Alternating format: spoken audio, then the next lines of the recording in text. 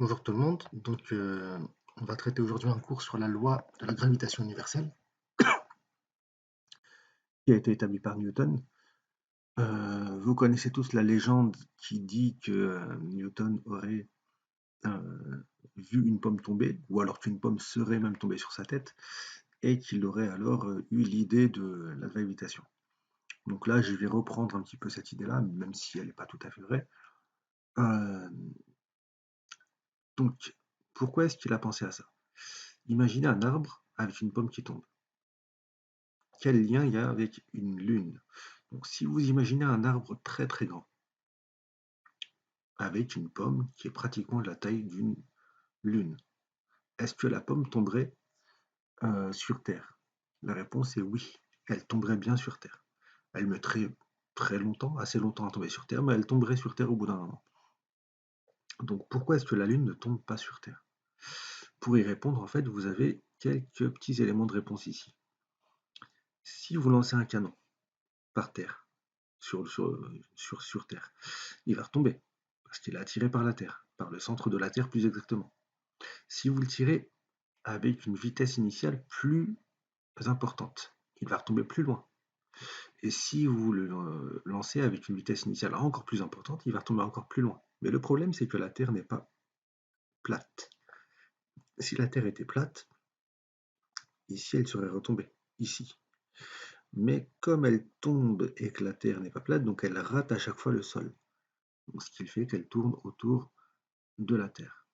Et c'est ce que vous avez un petit peu dans Astérix et Obélix, donc dans les 12 travaux d'Astérix. Il y a un moment où Obélix doit battre un lanceur de javelot et il lance le javelot tellement loin que elle fait le tour de la Terre et elle revient derrière lui en fait. Il fait le tour de la Terre, donc le javelot. Donc c'est exactement la même chose qu'ici. Donc que dit cette loi? Donc cette loi dit que euh, tous les corps qui possèdent une masse s'attirent mutuellement. Mutuellement, ça veut dire si un corps A qui possède une masse attire le corps B attire aussi le corps A, avec la même force. Exemple, le Soleil et les planètes s'attirent mutuellement, les planètes et leurs satellites s'attirent mutuellement, les planètes entre elles s'attirent mutuellement, les planètes et les hommes s'attirent mutuellement, etc. On pourrait même parler de tout objet qui est sur Terre. On s'attire tous mutuellement, tous les objets qui sont sur Terre. Mais comme la Terre est beaucoup, beaucoup, beaucoup plus lourde que nous tous réunis, donc elle nous attire beaucoup plus fortement que nous, on peut s'attirer entre nous. C'est pour ça qu'on n'est pas collés les uns aux autres. Euh, Maintenant, la question c'est pourquoi est-ce que si la Lune attire la Terre et que la Terre attire la Lune avec la même force, pourquoi est-ce que c'est la Lune qui tourne autour de la Terre et pas inversement, pas l'inverse?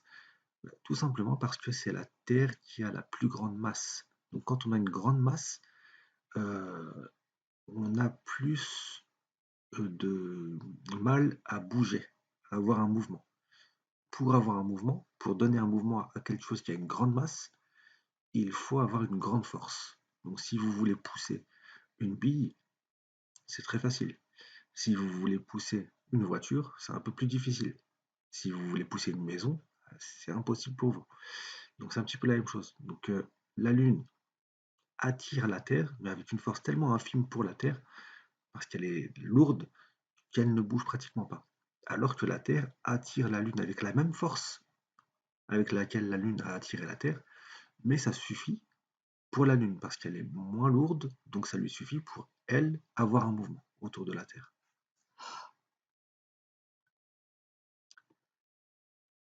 Donc ce que je viens de dire, c'est vrai pas seulement pour la gravitation, mais pour toute autre force. Quand vous avez un corps A qui attire ou repousse, ou peu importe, un autre corps qui est en interaction avec un corps B, ces deux corps A et B exercent la même force, donc la même norme de la force, mais chacune dans un sens opposé. Exemple, si l'homme pousse le mur, en réaction, le mur va aussi pousser l'homme. C'est pour ça que si vous poussez très fort le mur, vous êtes éjecté de l'autre côté, vous êtes propulsé de l'autre côté. Autre exemple, quand vous êtes à la piscine et que vous voulez vous propulser d'un côté, ben, vous poussez le mur d'un côté, et en réaction, le mur vous pousse de l'autre côté. Encore un autre exemple, celui de la Terre et de la Lune, c'est ce que je viens de donner. Un autre exemple, vous avez un livre qui est ici posé sur une table. Vu que le livre a une certaine masse, donc il exerce une force sur la table, qui est son poids en fait. Ben, en réponse, la table va exercer la même force, dans le sens opposé, sur le livre. Donc c'est ce qu'on appelle la réaction du support. Quand vous marchez, si ce principe d'action réciproque n'existait pas, on ne pourrait pas marcher. Pourquoi? Parce que quand on marche, on pousse avec notre pied sur le sol. Et en réaction, c'est le sol qui pousse notre pied. S'il ne poussait pas notre pied, ben, on s'enfoncerait, on ne pourrait pas marcher. Et un autre exemple, l'avant-dernier exemple, une fusée propulse le gaz de combustion vers le bas, donc elle émet une force vers le bas. En retour, le gaz de combustion émet une force dans l'autre sens pour que la fusée soit propulsée. Et dernier exemple que vous connaissez tous, si vous tirez une balle dans un sens, donc qui émet une force, cette balle, dans le sens vers l'avant en fait, le fusil vous propulsera vers l'arrière. Donc action, réaction. Par contre, faites attention, l'action est exercée sur un système, la réaction est exercée sur l'autre système. Donc en général, quand on fait le bilan des forces, on s'intéresse à une seule de ces deux forces. Pourquoi? Parce qu'on s'intéresse à un seul système quand on fait le bilan des forces. Donc par exemple, si je m'intéresse au système Lune, ce qui va m'intéresser, c'est juste la force que va exercer la Terre sur la Lune. Pas la, Lune la force que va exercer la Lune sur la Terre. Ce qui m'intéresse, c'est seulement les forces qui s'exercent sur la Lune. Donc juste celle-ci. Donc faites bien attention à ça. Donc ici, la force que la Terre exerce sur la Lune est portée par la droite qui relie les deux centres des deux astres, et son sens est de la Lune vers la Terre, parce que la Terre attire la Lune. Si elle la repoussait, ça aurait été dans l'autre sens. Et de la même manière, la Lune attire la Terre avec la même force. Donc en fait, on doit avoir un vecteur ici pour la force qui exerce la Lune sur la Terre, un vecteur qui a la même norme, donc même taille ici que l'autre côté. La seule différence, ce n'est ni la direction ni le sens, mais c'est la norme. Je dis n'importe quoi, pardon. C'est ni la direction ni la norme, mais c'est le sens. Le sens est différent. Le sens est opposé. Donc ici, il faut un vecteur U. Le vecteur U ici, c'est un vecteur unitaire qui sert juste à donner le sens et la direction. Ça veut dire que la force qui exerce la Lune sur la Terre, je me suis trompé ici, qui exerce la Terre sur la Lune, est égale à la constante gravitationnelle, qui est égale à 6,67 fois 10 puissance moins 11 newton mètre carré par kilogramme au carré. Donc ça, c'est une constante universelle. Donc ça veut dire que ce G-là aura toujours la même valeur, celle-ci. Multiplié par la masse de la Terre, multiplié par la masse de la Lune. Donc quand un objet exerce une force sur un autre objet, vous avez toujours les deux masses, les masses des deux objets ici, divisé par la distance entre les deux au carré. J'aurais dû appeler ça TS pour dire TL pour dire Terre-Lune. Mettez plutôt deux lettres, c'est plus simple que de noter ça D, parce que vous ne savez pas à quoi ça correspond sinon. Donc si j'avais mis le centre de la Terre, que je l'avais appelé T, et que le centre de la Lune, je l'avais appelé S, ici on aurait mis TS au carré. Donc ça, c'est la norme de la force, tout ça. Et le U sert juste à donner le sens et la direction, parce que je vous rappelle qu'une force, c'est un vecteur qui a les trois caractéristiques d'un vecteur plus une autre. Donc direction, sens, donc c'est donné par le vecteur U, norme, c'est donné par ce calcul-là, et point d'application. Le point d'application de la force que la Terre exerce sur la Lune est au niveau du centre de la Lune, parce que c'est une force à distance, rappelez-vous. Et de façon générale, quand on a un corps A et un corps B, tant qu'ils ont une masse, on peut écrire la même chose. C'est-à-dire La force que A exerce sur B, et j'ai encore fait une erreur, désolé, est égale à moins la force qui exerce B sur A, j'ai oublié un moins ici, multiplié par, est égal à, pardon, les deux sont égales à G, donc la constante gravitationnelle, fois la masse 1 fois la masse 2, divisé par la distance entre les deux au carré. Voilà, ici c'était masse A, masse B, j'aurais pu mettre masse A et masse B. Les forces sont en newton. Les masses, si les forces sont en newton, les masses doivent être en kilogrammes, absolument. Et la distance doit absolument être en mètres. Donc si vous n'avez pas les masses en kilogrammes ou la distance en mètres, il faut que vous fassiez la conversion, qui vous permet d'avoir une distance en mètres et des masses en kilogrammes.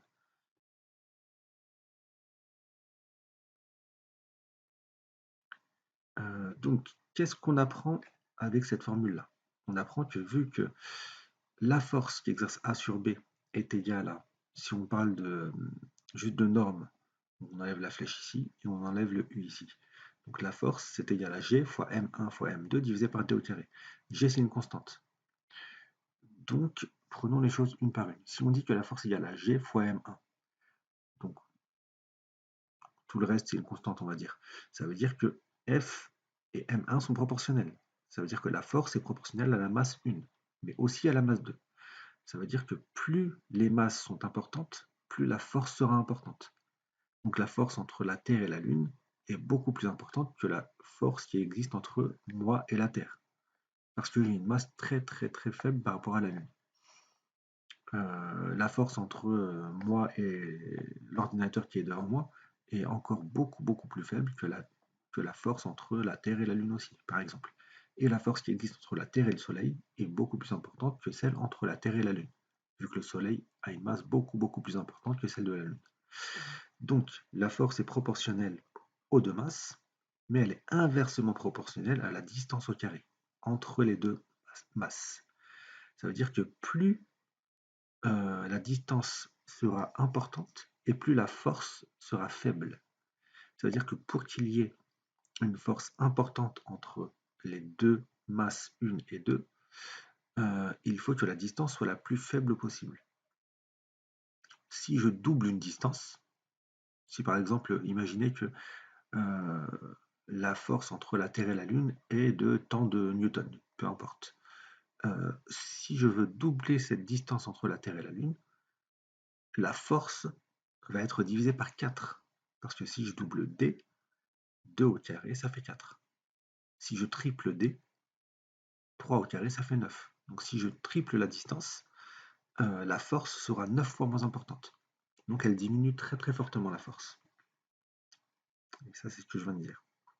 Donc voilà, donc en gros, pour avoir une force importante entre deux astres, entre deux masses, il faut que les masses soient les plus importantes possibles et que la distance entre les deux soit la plus faible possible. Premier exercice, vous savez que la distance qui sépare le centre de la Terre au centre du Soleil, c'est 150 millions de kilomètres. Donc dans ce cas-là, quelle sera la force d'attraction gravitationnelle, donc sa norme, exercée par le Soleil sur la Terre? Vous avez la masse de la Terre, celle du Soleil, on n'a plus qu'à utiliser la formule. Et pour introduire cette formule, vous faites une petite phrase d'introduction, par définition de la norme, de la force d'attraction gravitationnelle qu'exerce le Soleil sur la Terre. On a donc, on prend juste la norme, on n'a pas besoin des vecteurs en fait. Donc la force qui exerce le Soleil sur la Terre, c'est la constante gravitationnelle. Le point, c'est à multiplier, donc fois la masse du Soleil fois la masse de la Terre, divisé par la distance entre les deux au carré.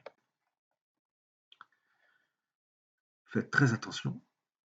G, c'est 6,67 fois 10 puissance moins 11. La masse du Soleil, c'est bien en kilogrammes ici. Donc c'est ici, pardon, c'est 1,98 fois 10 puissance 30. Et la masse de la Terre, c'est aussi en kilogrammes, 5,98 fois 10 puissance 24. Par contre, la distance qu'on nous a donnée ici, c'est 150 millions de kilomètres. C'est à convertir en mètres. Donc pour le convertir en mètres, on trouve 150 milliards de mètres, donc 150 suivi de 9 zéros. Donc ça fait 150 fois 10 puissance 9, ou alors 1,50 fois 10 puissance 11. Et on n'oublie pas le carré. Si vous voulez être convaincu de ça, je vous incite à regarder la vidéo qui est sur YouTube aussi, sur le dossier outils mathématiques. Et finalement, on trouve 3,51 fois 10 puissance 22 newtons. On n'oublie pas l'unité et on encadre le résultat. Si je voulais trouver rapidement le résultat, savoir si je me suis trompé à la calculatrice ou pas, je vous rappelle, calculer au moins les puissances. Donc 10 puissance moins 11 fois 10 puissance 30 fois 10 puissance 24, c'est égal à 10 puissance. Donc la puissance, ce sera moins 11 plus 30 plus 24. Donc il faut faire en fait une addition. Moins 11 plus 30, donc ça fait 30 moins 11, donc ça fait 19. Et 19 et 24, ça fait 43. Si je vois ensuite en bas la puissance de 10, on a 10 puissance 11 au carré, donc 10 puissance 22. Et 43 moins 22, parce que quand on a des divisions entre les puissances, on soustrait ces puissances. 43 moins 22, ça fait puissance 21. Et là, on a une puissance 22, on n'est pas loin.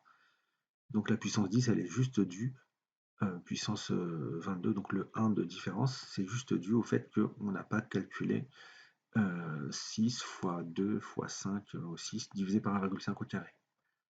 Et ça a donné un nombre qui était plus grand que 10. Donc on a une puissance de 22. Et ensuite, une petite phrase de conclusion pour dire que la force d'attraction gravitationnelle exercée par le Soleil sur la Terre est de 3,51 fois 10 puissance 22 newtons. Je vous rappelle que le point qui est ici est un multiplié. Quand on a une écriture scientifique, entre le nombre et la puissance de 10, on peut mettre un point ou un multiplié. Donc ici, vous voyez qu'à chaque fois, j'ai décidé de mettre un point pour vous habituer à ça. Et quand on a une expression littérale entre des lettres, on peut aussi mettre des points qui correspondent à des multipliés. Une application de cette attraction gravitationnelle, le poids. Vous avez un homme qui est sur Terre, donc la force qu'exerce la planète sur cet homme s'écrit de la même manière qu'on l'a vu tout à l'heure, donc G fois la masse de la Terre fois la masse de l'homme, divisé par la distance entre les deux au carré. Sauf que la distance entre les deux, qu'est-ce que ça va être? Ça va être la distance entre le centre de la Terre et le centre du bonhomme. Donc ça va être le rayon de la Terre plus 1 mètre, on va dire. Sauf que ce petit bonhomme-là, en vrai, si on l'avait mis à l'échelle, il serait une petite poussière sur la Terre. Donc en fait, ça revient à dire que la distance entre les deux, c'est seulement le rayon de la Terre. Parce que le 1 mètre, on peut le négliger. Finalement, donc on a G fois la masse de la planète fois la masse de l'homme, divisé par le rayon de la planète au carré. Ça, c'est quand on est sur une planète. Je pourrais mettre Terre ici à la place de planète, par exemple. Et de façon générale, même, on peut même dire ça pour n'importe quel astre. La Lune aussi, même si c'est pas une planète. Justement, c'est ce qu'on va voir ici. Le poids maintenant. Qu'est-ce qu'un poids? Le poids, c'est rien d'autre que la force qui exerce la planète sur le bonhomme. Donc le poids du bonhomme, c'est la force qui exerce la planète sur ce bonhomme-là. Donc le poids, c'est rien d'autre que la force d'attraction gravitationnelle que la Terre exerce sur le bonhomme. C'est pour ça que je l'ai mis en rouge ici, pour dire que c'est la même chose que le poids de l'homme sur Terre. Et Terre, ça ne veut pas dire poids de la Terre, ça veut dire poids de l'homme sur la Terre. Ensuite, cette force d'attraction gravitationnelle, on a vu que c'était G fois la masse de la Terre fois la masse de l'homme divisé par le rayon de la Terre au carré. Et cette masse-là, on la retrouve aussi ici. Donc en vert, c'est la masse de l'homme. Donc ça, c'est ça. La masse de l'homme, on l'a ici. Ça veut dire que le reste, donc G Terre ici, c'est le reste. Donc ça, il faut le savoir. C'est ce que je viens de dire. Donc G de n'importe quel astre, le petit g, donc l'intensité de la pesanteur de n'importe quel astre, c'est égal à G fois la masse de l'astre divisé par le rayon de l'astre au carré. Donc ça, il faut le retenir aussi. Donc G, le petit g, faites attention, c'est ce qu'on appelle l'intensité de la pesanteur. L'unité, c'est le newton par kilogramme. Vous verrez une seconde intensité en terminale, ou même en première, mais retenez newton par kilogramme.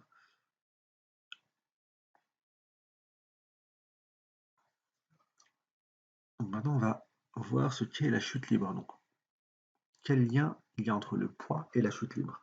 Donc une chute libre, retenez la définition aussi, c'est lorsqu'un corps n'est soumis à aucune autre force que son poids lors de sa chute. Donc s'il n'y a que le poids qui agit sur, sur cet homme, sur ce système, dans ce cas-là, on peut dire que c'est une chute libre. Sinon, ce n'est pas une chute libre. Ici, par exemple, il n'y a pas que le poids qui agit sur cet homme-là. Il y a aussi les forces de frottement de l'air. Il y a aussi la poussée d'Archimède. Donc toutes les forces qui sont dues à l'air. En fait, si on veut une vraie chute libre, il faudrait ne pas y avoir d'air du tout. Donc sur la Lune, qui n'a pas d'atmosphère, je crois, je pense, on peut avoir des chutes libres. C'est pour ça que certains ont fait je crois qu'il y a eu certaines expériences qui ont été faites sur la Lune quand l'homme y est allé. Mais ici, ce n'est pas une vraie chute libre, mais on peut dire que si la force de frottement, les forces de frottement et la poussée d'Archimède sont négligeables devant le poids, dans ce cas-là, on peut pratiquement dire que c'est une chute libre. Et ça, c'est vrai lorsque les vitesses sont assez faibles. Donc, quand on saute de pas très haut, on acquiert une vitesse qui n'est pas trop rapide à la fin, donc on peut presque négliger les forces de frottement et la poussée d'Archimède, donc dire que c'est une chute libre. Par contre, si vous sautez en parachute, là, forcément, on ne peut plus négliger. Rappelez-vous ce qu'on avait dit dans la vidéo précédente, on avait dit que la somme des forces extérieures qui sont exercées sur le système, mais extérieures au système, était égale, la somme vectorielle bien sûr, était égale à k, donc une constante, multipliée par le vecteur variation de vitesse. Que veut dire cette relation? Ça veut dire que ce vecteur-là, donc quand vous faites la somme de toutes les forces qui agissent sur le système, la somme vectorielle bien sûr, donc ce vecteur doit avoir la même direction et le même sens que ce vecteur. Normalement, c'est mathématiquement, on peut juste dire la même direction, mais le cas, je vous le dis, en fait, il est toujours positif. Donc, même direction, même sens. Donc, la somme des forces extérieures et le vecteur delta V doivent toujours avoir le même sens et la même direction. Dans le cas d'une chute libre, qu'est-ce qu'on a? On n'a aucune autre force que le propre poids de la personne qui agit, ou le propre poids de l'objet qui agit sur lui. Donc, quelle est cette somme des forces? C'est juste le poids. Donc, normalement, on devrait mettre, pour lui, on devrait mettre le poids, plus les forces de frottement, plus la poussée d'Archimède. Mais si on a une chute libre, on met juste le poids. Donc ça veut dire que le poids, qui est vertical et vers le bas, va avoir le même sens et la même direction que le vecteur delta V. Ça veut dire que le vecteur de delta V, dans le cas d'une chute libre, doit aussi avoir une direction verticale et un sens vers le bas, donc vers le centre de la Terre. On va voir ça dans les deux exemples que vous voyez ici. Donc si le corps monte, donc imaginez que je jette un stylo vers le haut, qu'est-ce qui va se passer? Il va monter, puis il va redescendre. Pourquoi? Parce que je lui impulse une certaine vitesse au départ, sa vitesse va diminuer jusqu'à atteindre 0, c'est pour ça qu'ensuite ça s'arrête et ça redescend. Donc ça veut dire que si je fais la comparaison entre la vitesse au point M2 et au point M3, au point M2 la vitesse est plus grande qu'au point M3, mais c'est toujours vers le haut. C'est pour ça que ici la taille de la flèche est plus grande qu'ici. Maintenant si je veux faire delta V, delta V c'est égal à quoi? C'est égal à V3 moins V2. Donc V3 est comme ça, V2 est comme ça. Donc si je fais moins V2, ça va être dans l'autre sens, vers le bas. Donc si je fais V3 moins V2, je vais me retrouver avec quoi? Avec le reste qui est là, vers le bas. C'est ce que j'ai ici. Donc le delta V est bien orienté de la même manière que le poids. Même sens, même direction. Maintenant, dans le cas d'un corps qui descend, donc j'ai oublié de le dire, donc ici on a bien un mouvement décéléré. Pourquoi? Parce que la vitesse décroît. Alors qu'ici on a un mouvement accéléré, dans le cas où le corps descend. Ça veut dire que si un mouvement accéléré, ça veut dire que V2 va avoir une flèche moins grande que V3, qui est là. Donc si je fais V3 moins V2, sachant que V2 est vers le bas, donc moins V2 va être vers le haut, je vous rappelle que pour additionner des vecteurs, on les place les uns à la suite des autres. Donc je commence par tracer mon vecteur V3, puis à la pointe du V3, je mets le moins V2. Donc finalement, je vais avoir V3 moins V2. J'ai démarré ici, je me suis arrêté ici. Finalement, donc je vais avoir un vecteur qui est vers le bas, encore une fois, vertical et vers le bas. C'est ce que vous avez ici. Donc delta V, dans les deux cas, sera vertical vers le bas, comme le poids. Donc ce sera toujours le cas. Un petit exercice pour vous assurer que vous avez bien compris ce qu'on a vu. Ce n'est pas un exercice sur la chute libre, c'est un exercice sur la gravitation. Donc vérifiez que Gter est égal à 9,81 Newton par kilogramme. Ça, c'est une valeur moyenne sur Terre. Ensuite, on vous dit quel est le poids sur Terre d'un homme de 80 kg. Calculez le poids qu'il aurait sur la Lune et quelles conclusions pouvez-vous en tirer. Et on vous donne les rayons de la Terre et de la Lune et la masse de la Terre et de la Lune. Donc on va commencer par vérifier que Gter est égal à 9,81 Newton par kilogramme. On connaît l'expression de G de la Terre, c'est grand G, donc la constante gravitationnelle, fois la masse de la Terre divisée par le rayon de la Terre au carré. On a toutes ces valeurs, 6,67 fois 10 puissance 11 pour G, la masse de la Terre 5,98 fois 10 puissance 24, et le rayon de la Terre, on vous a dit que c'était 6371 km, mais à convertir en mètres, bien sûr. Donc on multiplie par 1000 pour convertir en mètres. Ce qui fait qu'on a 6,371 fois 10 puissance 6, sans oublier le carré. Ici, deux têtes, on peut à peu près le faire. Donc on a environ 6 fois environ 6, ça fait à peu près 36. Et en bas, on a aussi environ 6 au carré. Ça fait aussi 36 à peu près. Donc 36 divisé par 36, ça fait 1. Ensuite, on a 10 puissance 11 fois 10 puissance 24, moins 11 pardon, fois 10 puissance 24. Ça fait 10 puissance 13. Alors qu'en bas, on a 10 puissance 6 fois 2 au carré. Donc 10 puissance 12. 10 puissance 13 divisé par 10 puissance 12, ça fait 10 puissance 1. Donc finalement, on devra trouver quelque chose qui est proche de 10. Donc faites ça de tête rapidement pour être sûr que sur la calculatrice, vous ne vous trompez pas. Donc GTR est égal à environ 10 de tête, et sur la calculatrice, vous trouvez 9,82 newtons par kilogramme. Est-ce qu'on a trouvé que c'était la même chose que 9,81? Non, mais très très proche. Pourquoi? Parce que ici, en fait, on vous a donné des valeurs avec seulement 3 chiffres significatifs. Là, et là, 4 chiffres significatifs. Alors qu'en réalité, en fait, on pourrait avoir des valeurs qui soient beaucoup plus précises. Et en ayant ces valeurs beaucoup plus précises, on devrait trouver 9,81 newtons par kilogramme. Donc vous faites une petite phrase de conclusion. Ensuite, deuxième question, quel est le poids sur Terre d'un homme de 80 kg? Par définition, vous savez que le poids d'un système, c'est sa masse fois G de l'endroit où il est. Donc comme on veut le poids sur Terre de l'homme, on prend la masse de l'homme fois G de la Terre. Dans l'application numérique, on sait que le poids de l'homme c'est 80 kg, c'est ce qu'on vous dit. Et on sait que G de la Terre, même si on a trouvé 9,82, on va prendre la vraie valeur qui est de 9,81.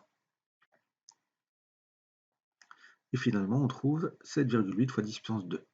Deux chiffres significatifs ici, 3 ici.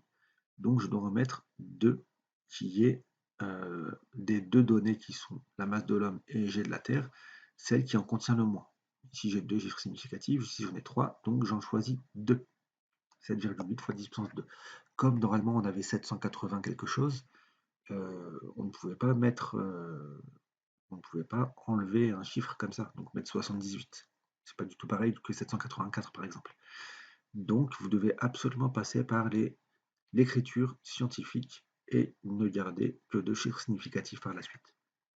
Petite phrase de conclusion, et on passe à la troisième question. Calculer le poids qu'il aurait sur cette lune, sur la Lune, pardon. Donc on va faire la même chose, on va d'abord calculer G de la Lune, puis calculer le poids qu'il aurait sur la Lune en utilisant P égale M fois G. Donc G de la Lune, c'est G, grand G, donc la constante gravitationnelle, fois la masse de la Lune divisée par le rayon de la Lune au carré. Si on fait l'application numérique, ça nous donne 1,62 newton par kilogramme. Et on verra tout à l'heure que 1,62, c'est 6 fois moins important que 9,81. Donc, l'homme sur la Lune aura l'impression d'être 6 fois plus léger. Encore une fois, je me suis trompé, je suis désolé. Ici, c'est Lune, et ici, c'est Lune. Donc, j'avais mis Lune, mais j'ai fait un copier-coller. Et c'est resté Terre. Donc, le poids de l'homme à la surface de la Lune, ça va être quoi? Ça va être P Lune est égal à masse de l'homme fois G de la Lune. Donc, la masse de l'homme, c'est toujours 80. Et G de la Lune, c'est 1,62. Donc, finalement, on a le poids de l'homme sur la Lune, donc c'est pas Terre, c'est Lune, c'est environ 130 newtons, 1,3 fois 10 puissance 2 newtons. Donc quelle conclusion est-ce qu'on peut en tirer? On peut comparer les deux poids. Comment est-ce qu'on compare deux poids? Comment est-ce qu'on compare deux valeurs? On fait toujours la plus grande divisée par la plus petite. Et ça nous donnera une certaine valeur qui nous dit de combien elle est plus grande que la deuxième. Donc exemple, ici on trouve P Terre sur P Lune, donc le poids de l'homme sur Terre divisé par le poids de l'homme sur la Lune, qui donne 6. Ça veut dire quoi? Ça veut dire que l'homme a un poids 6 fois plus important sur Terre que sur la Lune. Donc en gros, il pourrait aller 6 fois plus haut, 6 fois plus loin, etc. En faisant du saut en hauteur ou en longueur sur la Lune plutôt que sur la Terre. Vu qu'il est attiré 6 fois moins par la Lune que par la Terre. Donc voilà, je pense avoir terminé. Oui, j'espère que ça a été clair pour vous. Encore désolé pour les petites erreurs qui se sont glissées. À bientôt. Au revoir.